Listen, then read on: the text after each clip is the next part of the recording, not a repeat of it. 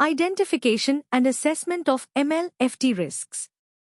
Risk-based approach to MLFT risk identification and assessment under AML-CFT law and decision. Both the AML-CFT law and the AML-CFT decision emphasize the importance of a risk-based approach for financial institutions, FIs, in identifying and assessing risks related to money laundering, ML, and financing of terrorism, FT. Below is a detailed outline of the requirements and obligations imposed on FIs. 1. Obligation to utilize a risk-based approach. Legal framework. AML-CFT law. Article 16.1 of the AML-CFT law requires FIs to adopt a risk-based approach when identifying and assessing the MLFT risks to which they are exposed. This approach is essential for understanding how these risks might impact the institution.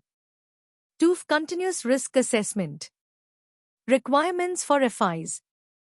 Continuous assessment. FIs are required to continuously assess their exposure to MLFT risks. This involves ongoing evaluation to ensure that the institution remains aware of the potential risks it faces. Documentation. The results of these risk assessments must be documented, providing a detailed analysis of the risks identified. This documentation must be kept up to date and should include all relevant data supporting the assessment. Regular updates.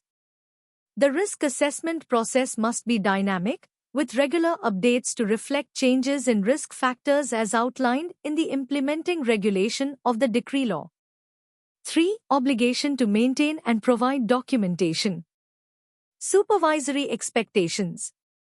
Availability upon request. According to the AML-CFT decision, supervised institutions must maintain their risk assessment documentation and ensure it is readily available to the supervisory authority upon request.